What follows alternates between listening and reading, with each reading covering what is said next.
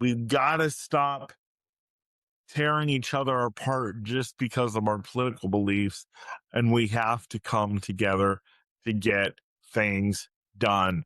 Otherwise, the politicians are going to win because we're going to be so busy hating each other and tearing things down. They're going to do whatever the fuck they want to do. And then by the time we wake up and realize that they really screwed us over, it's going to be too late. Welcome to the Nick Speaks podcast, where we speak up, speak out, and speak loud for the disabled community. Tune in every Tuesday, and don't forget to subscribe. And now your host, Nicholas Comstock. Hi, everybody. Welcome to this episode of the Nick Speaks podcast, the podcast dedicated to the disabled community where we speak up, speak out, and speak loud. I am your host, Nick Comstock. I am so glad you guys are here with me today on this Tuesday. So glad to be with you. Hope you're getting your Tuesday morning off to a great start. Or if you're winding down with me on a Tuesday evening, I hope you've had a very productive day. And if you've had a terrible day, first of all, I'm sorry. Second of all, what a way to end a terrible day, listening to your best friend, Nick, from the Nick Speaks podcast. So this is the Nick Speaks podcast where we speak up, speak out, and speak loud about the issues that matter to the disabled the most. And like I said, I'm so glad you're here with me today.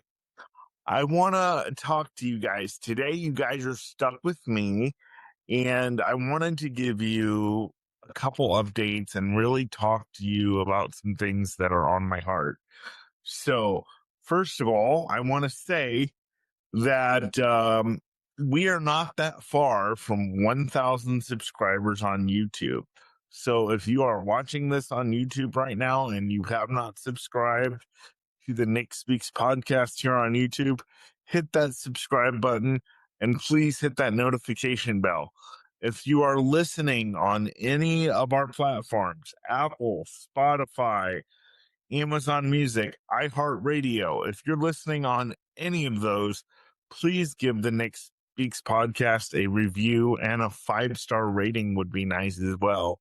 And please share the podcast with your friends, not only disabled people that you may know, but non-disabled people that you know, because a lot of times disabled people are misunderstood. And this podcast is to help the non-disabled person understand what goes on in a disabled person's world. So, and I'm just one perspective. I'm not the one, I don't say that I'm the be all end all, but I think I bring you guys good advice, good insight that could really help a lot of people. So please share this podcast with your disabled friends, your non-disabled friends, so that we can all help each other out, work better in the disabled community. All right. Thanks for letting me say that little blurb.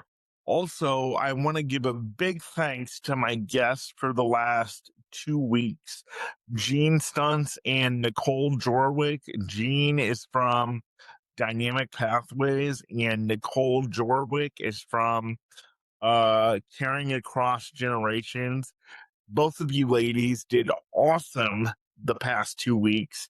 And if you have not listened to those episodes 88 and 89, please go back and listen to them, because I believe that there is incredible insights from those women into the disabled community. And I believe it'll help you a great deal. It'll help you understand the disabled community a lot more. So go back and listen to the last 2 weeks if you have not. Also, I'm here to give you an update on something that I've talked about a little bit on this podcast, but I dedicated an entire episode to it on episode 87. And I talked about the struggle of getting my Mo Smart 150 portable patient lift. This is a lift that will allow me to go to doctor's appointments, be transferred safely, go to out of town speaking engagements for work, all that stuff. I talked about how much red tape I've had to go through, and all I needed to get was a pre-authorization so that the DME company could get more money from Medicaid. And I told you that I would give you an update as soon as I found out one. And I have found out one. My pre-authorization has been approved, and I should have my Most Smart 150 portable patient electric lift within 3 to 4 weeks. So hopefully I'll be able to come back, show you all some pictures of me in the lift. And like I said, then we won't really use the lift unless my track ceiling lift goes out here at my house, or I go for a doctor's appointment or a out of town speaking engagement. So, and it's really important for the doctor's appointments. I need to go back and have a sleep apnea study done. I told you about that whole fiasco in a couple different episodes. I need to go back and have a sleep apnea study done, and I cannot have that done without my Most Smart 150 portable patient lift. Hopefully, I will have that lift within 3 to 4 weeks. I got a call shortly after we taped episode 87, and that's what they told me. So hopefully I'll be able to come to you guys within the next 2 to 3 weeks and say, hey, I got it. And you guys, this just goes to show you, don't just lay down and take no for an answer. Don't just give up. Listen, I was talking to one of my friends the other day on the phone, and we were saying how the friend of mine, she's actually been on the show, and we were saying how that being an advocate for ourselves is a full-time job. You have to stay on top of your doctors. You have to stay on top of your case manager. You have to stay. And when they tell you no, you can't be afraid to push back. You have to push back. Every no that I've ever gotten here in the state of Ohio, I have turned into a yes. And it's because I have not given up. I understand why people give up. I do, because there's been several times throughout the process where I've just wanted to say, the hell with it, forget it. But I know if I do that, I wouldn't be sticking true to my speak up, speak out, and speak loud mantra that I really truly do believe it's not just a mantra. And so let me be an example for you that I'm about to have a lift that I was told nobody was going to pay for, even though it was a covered item. And here we are several months later, and I'm about to have it in 3 to 4 weeks. And I give credit and glory to God first and foremost, but I also take some credit myself because I've never given up. And you, as a disabled advocate, you cannot let one no or 1,000 no's deter you from getting where you want to be in your life, because you're going to get 100,000 no's before you get a yes.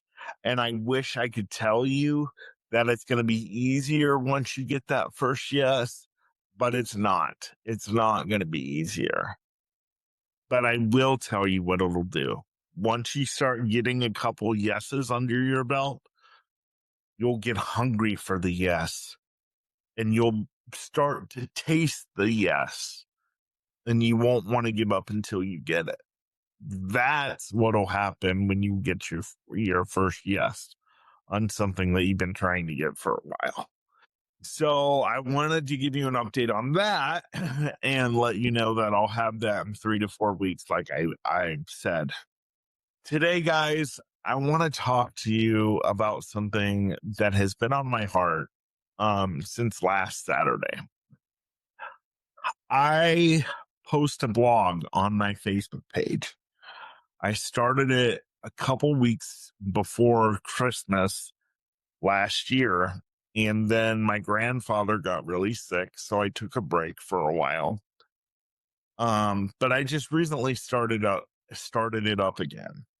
And on Saturday, I use Chat GPT for a lot of the work that I do. I use it for my Facebook posts. I start using it for whenever I want to send a message, because whenever I want to send a message or an email or be clear, Chat GPT can help me with a punctuation and wording, as to where if I'm just sending it through Siri or something like that, it's one big long sentence, and there's always that chance that Siri can get in a couple words that I didn't say and make it sound something totally weird.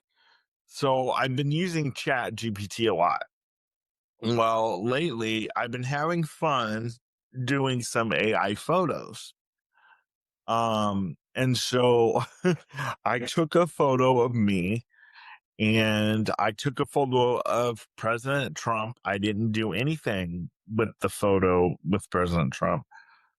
I took a photo of President Trump, and I took a photo of me, and I told Chat GPT to put me in like a sweater vest, and I had them put my arm around Donald Trump and Donald Trump's arm around me.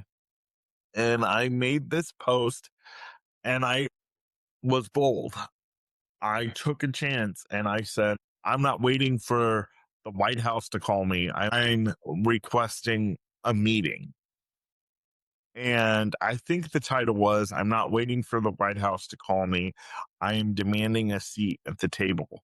And then I basically wrote an open letter to Donald Trump, and I asked him, I am requesting a meeting with you to talk about things that are really affecting the disabled community. And I was not surprised, but what I really found out was that there are some nasty people in this world. I mean, you can go on my Facebook page and look at it. My Facebook page is public. It's at Nicholas Comstock. But man, there are some nasty people in this world. And they were just saying, they said to me, how can you write it if you don't have any legs? And this is a podcast, so I can be explicit.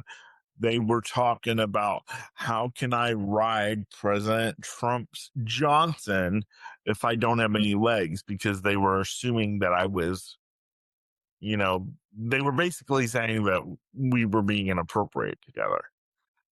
And just all kinds of stuff. I was told I was going to rot in hell, and I was going to, I'm voting against my best interest. The whole point of the post was not to say, President Trump, I support you, and I think you're the greatest president ever, which I do support him.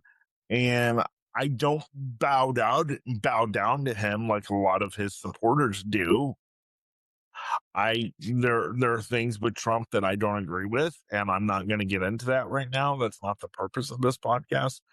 But the purpose of this podcast today is to say, what in the world is wrong with people? You guys do realize that we need both sides of the aisle to get any legislation passed, and we have to get the president on our side, no matter if we like him or not, because he's the one that's going to put it into law. And so for everybody that likes to say President Trump hates people with disabilities, and President Trump makes fun of disabled people, and you keep wanting to bring up his time 11 years ago when he made fun of the disabled reporter. And I understand that upset a lot of people. I look at it like this. yes, Trump should not have made fun of that disabled reporter, but you guys have to understand, he makes fun of every reporter that he disagrees with. Well, he made fun of his disability. Okay. Well, he's called Stormy Daniels horse face. He's called Caitlin Collins from CNN piggy. So there's no filter with Trump. Trump takes no prisoners. Does that make it right? No. My point of that Facebook post was we need to sit down and talk because there are things in the disabled community that need to be fixed. And, sir, I believe that you're one that can fix it. You know what the sad thing is? If I would have put up a AI generated photo with me and President Obama having lunch at Martha's Vineyard, if I would have put up that AI generated photo, my friends on the conservative side, which I vote for, would have said, "Oh, you're with someone with the Muslim Brotherhood. You know he's not American, right?"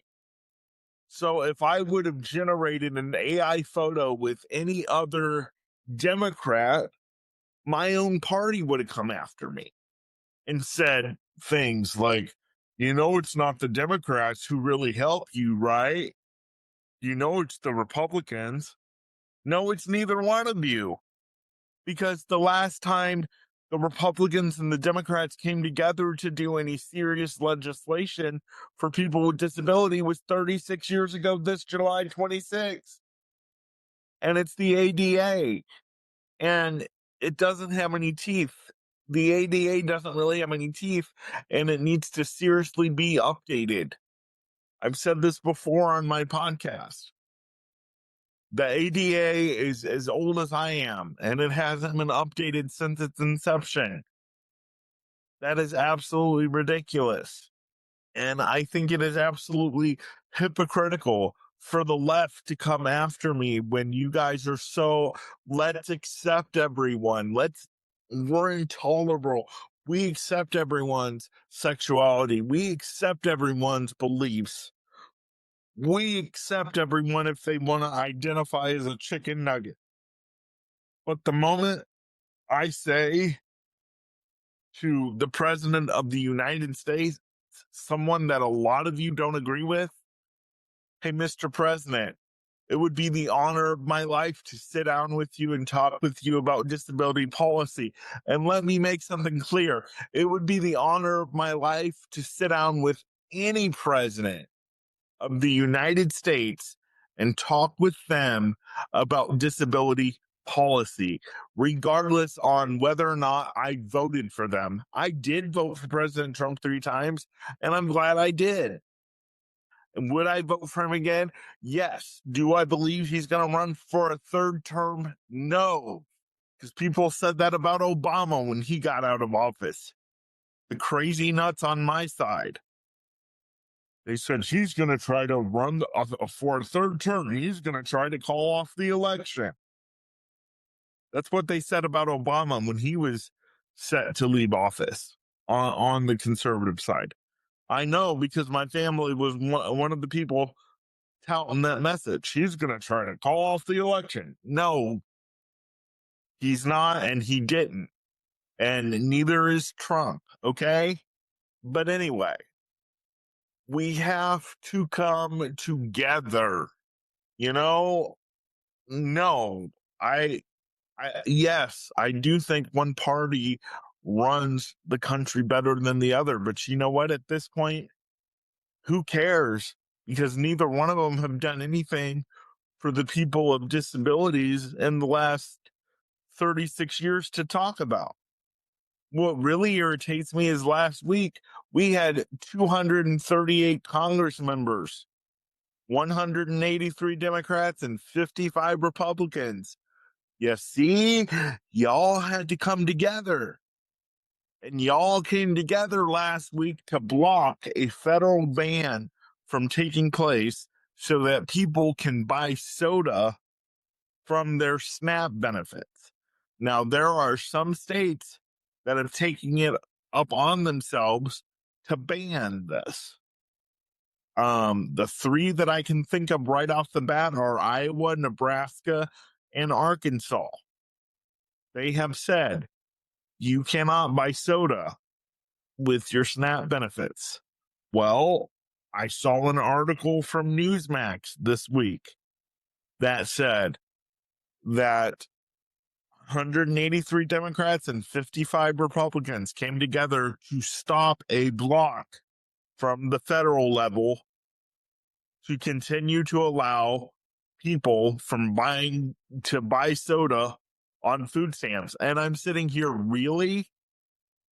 We can come together for that, but we can't come together to raise the $2,000 cap that has been in place on people with disabilities since at least 1989. We can't come together as a country and say, why are 80% of people with disabilities not employed?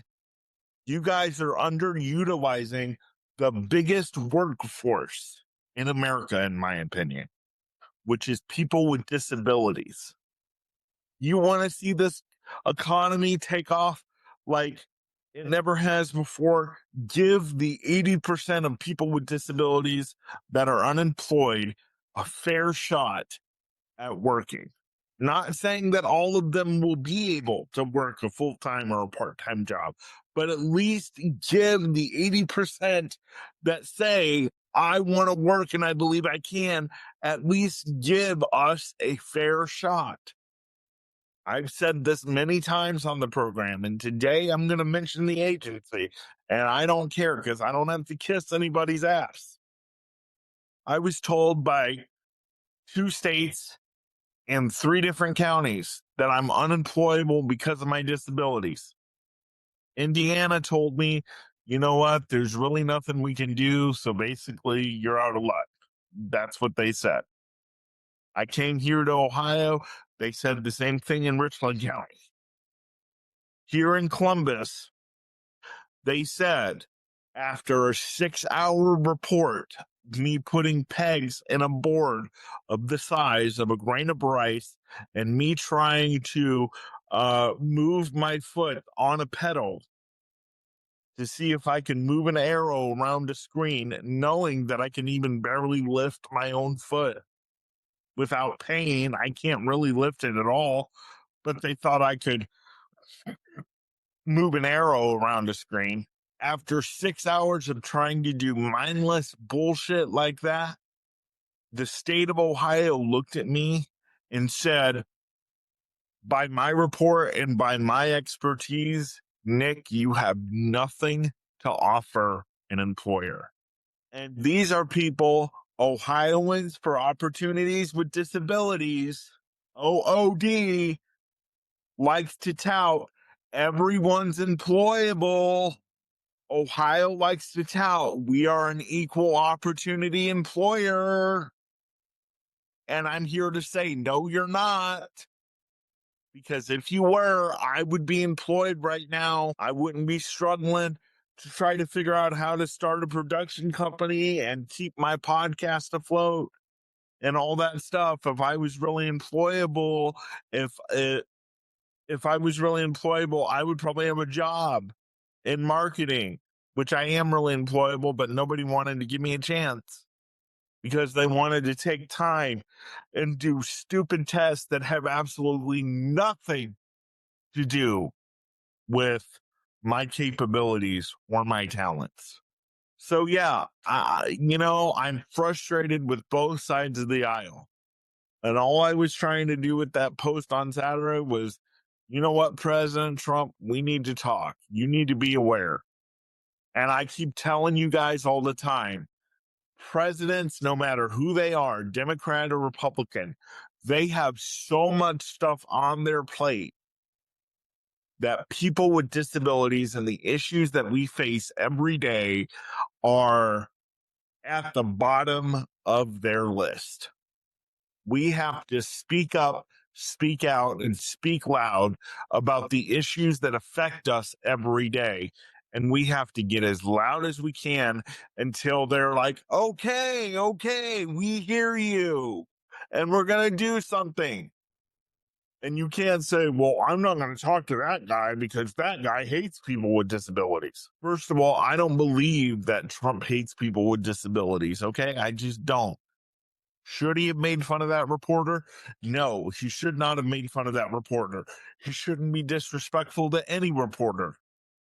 But you know what? By this point, that's who he is, unfortunately. He's unfiltered. And if you can't take the heat, get out of the kitchen. And I've said this before on social media when I've talked about this on my TikToks and when I've talked about this on Facebook.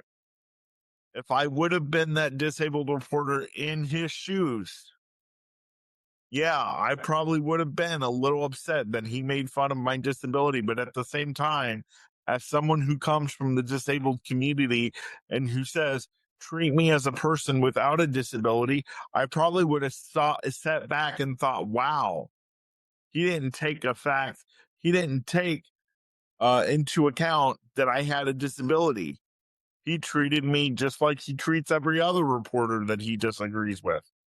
Do I like it? No, but at least he didn't treat me with kid gloves. You guys have to understand that in order to get anything done in this country, we have to take meetings with both sides of the aisle.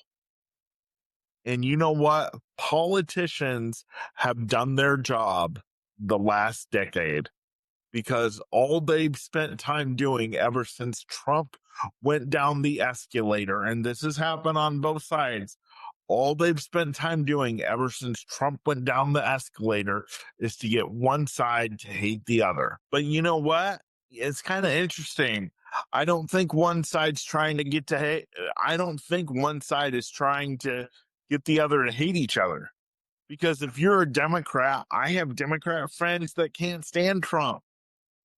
That hasn't messed with any of my friendships. That hasn't messed with any of my family members. We just don't talk about it. Now, I do talk about it with my friends, and I do have spirited debates with them.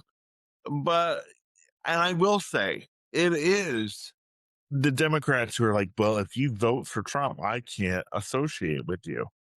And if there are Trump supporters that say, if you're a Democrat, I can't associate with you, well, then they are no better than those who say, if you vote for Trump, I can't do that. Or if you vote Democrat, I can't do that. Because at the end of the day, if you're a good human and you contribute to society and you try to make the world a better place than what it was when you came here as a baby, as long as you try to do that, I honestly don't care what you believe.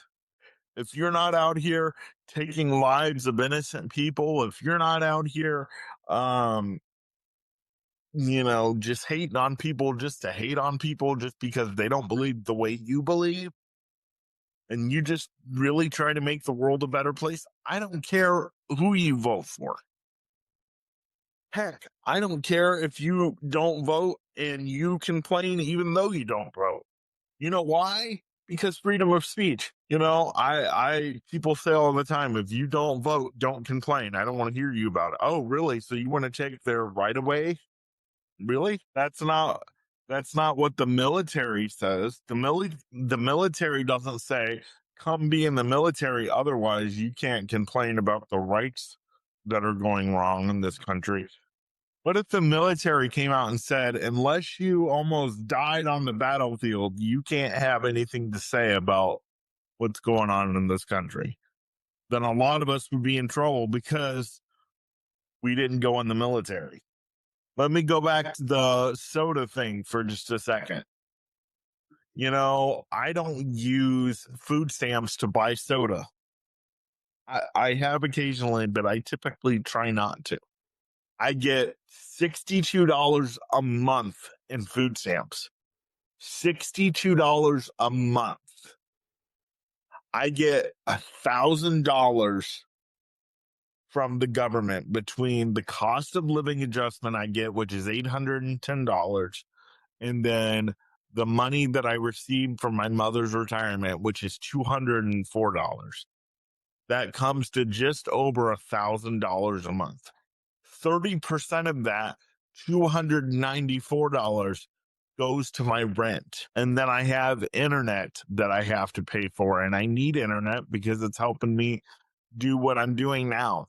And, you can't really purchase much for $62 on a food stamp card. So I have spent a lot of my own money out of my pocket so that I can eat. I just spent $250 out of my Social Security budget for groceries. And even when Obama was in office and Biden was in office, I wasn't getting enough money to survive off of food stamps. And you know why I only get $62 a month on food stamps? This is the government's reasoning on this. You want to hear this? Because my landlord takes care of my utilities and all I have to pay for is my rent. Then I lose the opportunity to have more food in my belly at night. That's what they say. I had someone directly at the food stamp office tell me that.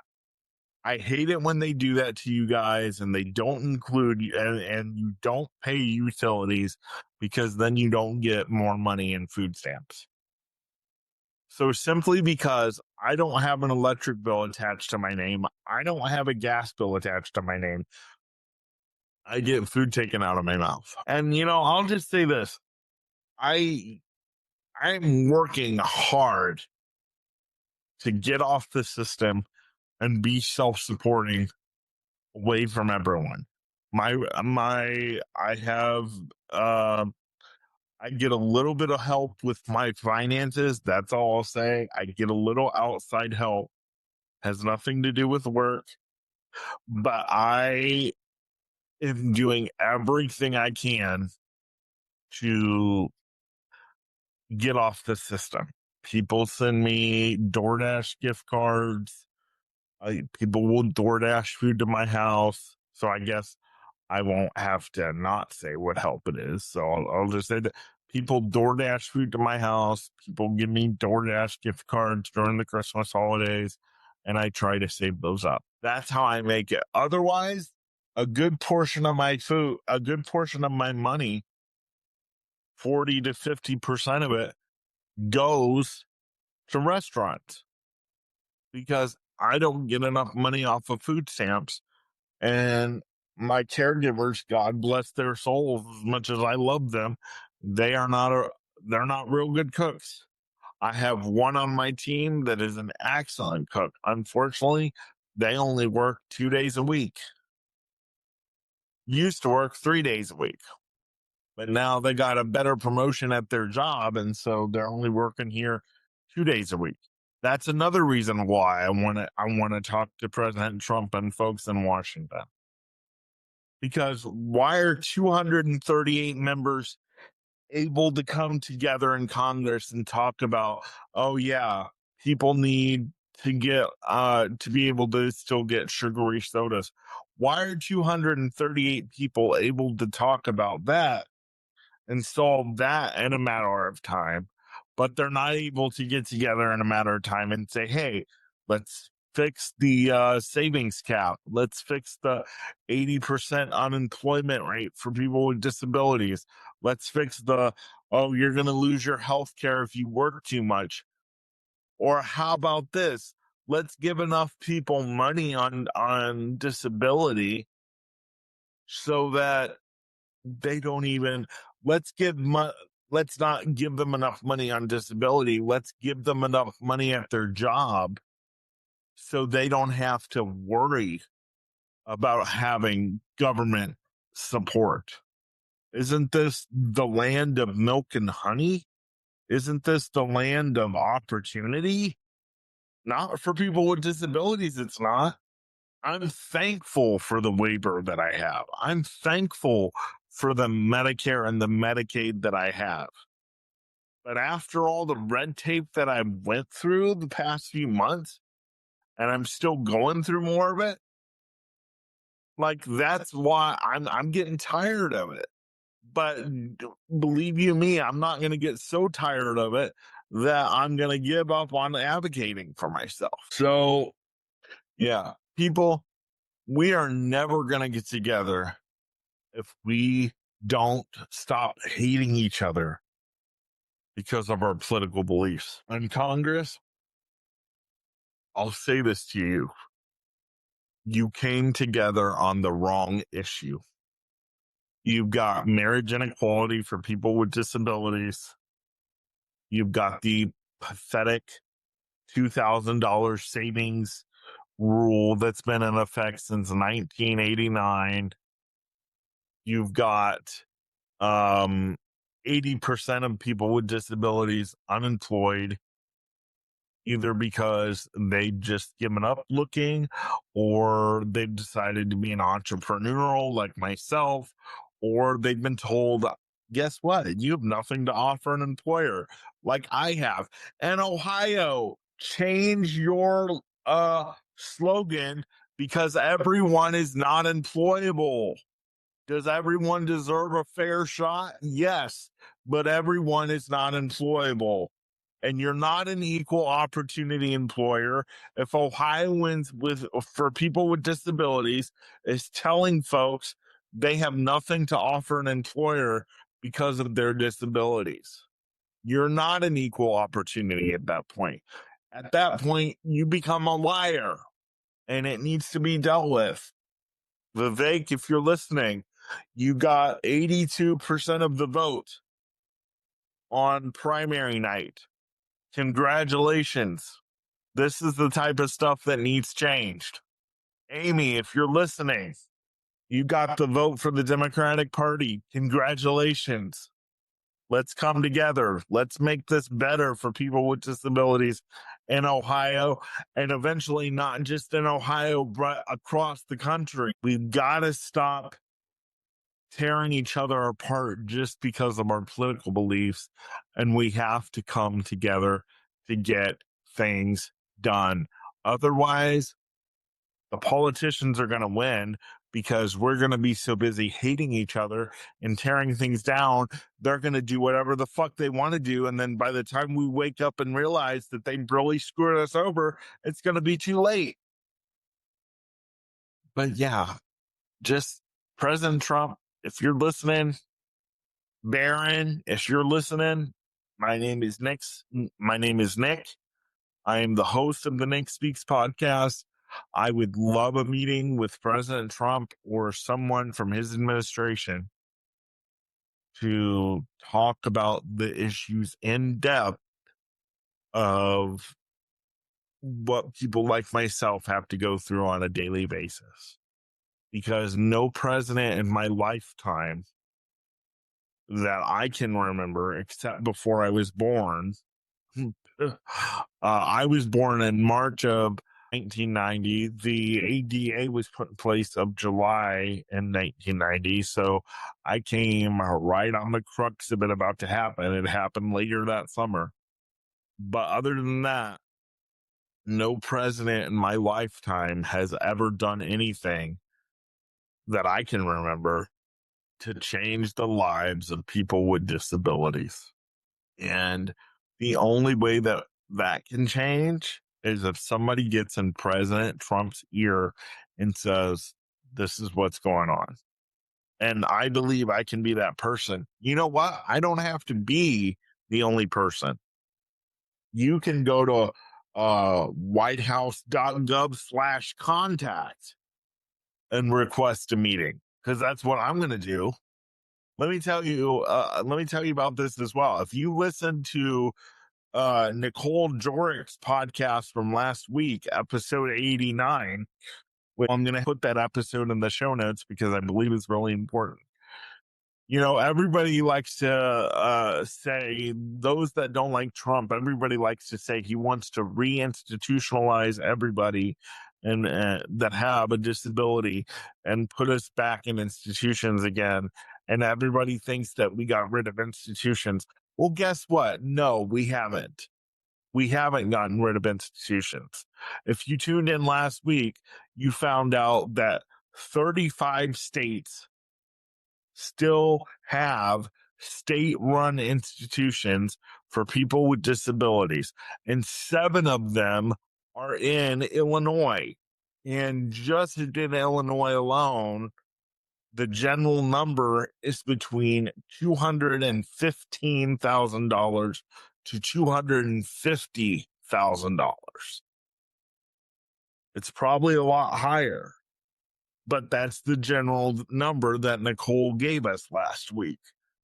Could you imagine what the citizens of Illinois that are disabled, what their lives would be like if they had access to that $215,000 to $250,000 for home-based community services? Could you imagine what their life would be like? Oh, and by the way, we also found out that Illinois is one of the worst ranking states for services for people with disabilities. And people like to say, well, the Democrats run things better for people with disabilities. Well, not Illinois, because they've been run by Democrats for years. They only had one Republican for one term, I believe, that I can remember. I don't remember the name of it now, but even then, he couldn't get Illinois out of the mess that they've been in for years. Illinois is one of the worst ranking states for people with disabilities. By the way, it's ran by Democrats. Also, so those of you who don't think that I'm just picking on the Democrats, Texas is not a good state for people with disabilities. So I hear.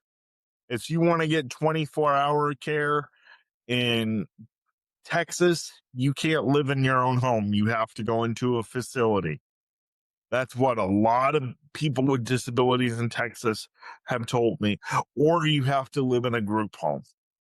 And I don't understand that, because Greg Abbott, the governor of Texas, is in a wheelchair. So, sir, may I ask you a question, Governor Abbott? With all due respect, why does your state suck when it comes to disability services? It doesn't matter which side is in office when it comes to disability service. What matters is who runs the checkbook, what services are of value that they are cutting. If you would have listened to the podcast last week, you would have heard that $930 billion in Medicaid services have been cut or are in the process of being cut. One or the two. $930 billion. How many people with disabilities is that going to affect? I don't know. I'm not here to scare you. I'm not one of those people. I'm just saying to the folks in Washington on both sides, are you really thinking about the decisions that you are making that affects everyday people? And I'm asking this question again on both sides of the aisle, for Democrats, Republicans, conservatives, libertarians. I don't care. Think about your decisions before you sign on to support a piece of legislation on either side of the aisle. Really think about how it's going to affect your constituents, not just people with disabilities, but I'm here speaking on behalf of people with disabilities. Because people with disabilities, I believe, are not only one of the most underutilized communities in our country, but we are the most forgotten community in our country. And I am here to change that. The goal for this podcast is to bring people with disabilities from the back of the class to the front of the class. And if I haven't done a good job of that in the last 2 years, then I need to hang up the podcast mic. But you know what? I think I've done a pretty good damn job. So come August, we're going to celebrate our 3rd year here at Nick Speaks. And I'm going to do it. And honestly, we need to come together on both sides. I know I've rambled a lot today and I messed up a lot of words, and I'm really sorry, but I'm really passionate about this topic. It's one of the reasons why I don't like doing monologues, because I don't have a script in front of me that I can read because I'm legally blind. I would much rather have an interview. Thank God I'll have interviews for the next 2 weeks and I can just sit and ask questions and have them do all the time. But you don't want to miss the next 2 weeks of Nick Speaks, because we have some incredible guests coming up. A friend of the show will be back on next week's episode. Hopefully, I had the pre-call with him last week. Last Wednesday, I had a pre-call with a guest that will be on this program, that's been on this program twice before, and we're going to have a great episode. So you do not want to miss next week. And you do not want to miss the week after that, because I have some friends of mine, some colleagues that just came from Washington, D.C., and they spoke with people from both sides of the aisle. I don't want to say names because I can only remember one name that they spoke with, and I don't want to say one name because then somebody will come out and say, well, he's for that party or he's for this party, and how can you forget the other people? Oh, that's because you only support one party. No, I'm not falling into that trap. And oh, by the way, I went to vote in the primary election. It was Ohio's primary election last Tuesday. And I went to vote. And on the voting screen, it says, please say who you're voting for, like Republican or Democrat. I don't like that. That needs to change, because I was talking with my caregiver the other day on the way over there, because we were talking about it. And they were asking me, would you ever, vote for a Democrat if you felt like they were, you know, a good candidate for the job? And I answered to him. I said, yes, I would. If I noticed a Democrat that I thought would be really good as a presidential candidate or as a candidate to run the state, and they were going to do a good job for people with disabilities, and I knew that they weren't just blowing smoke up my butt, I would vote for them. But the state of Ohio didn't allow me that option, because I had to go pick which party I was voting for before I went into the voting booth. So that needs to change, because I don't like that. I'm seriously considering changing my voter registration to independent, because you know what? If I don't like either one, I just have to pick which one best fits me and hold my nose. It's interesting when Trump was rerunning, and my girl Judge Judy, you guys heard in a couple episodes ago that I'm a big fan of Judge Judy.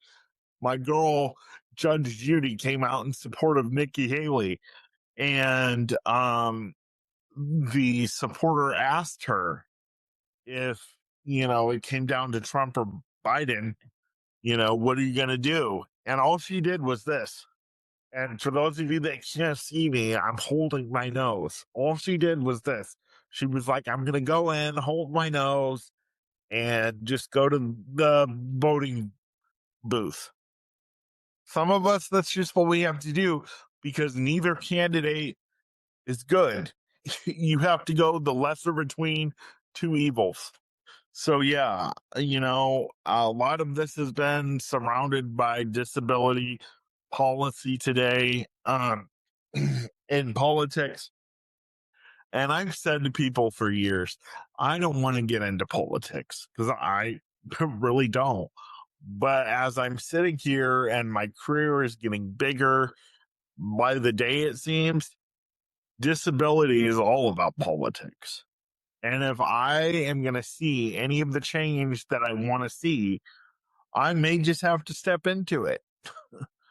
And, some people will say that are in the disabled community, that either work in it or that have a disability in it, and they're a strong advocate.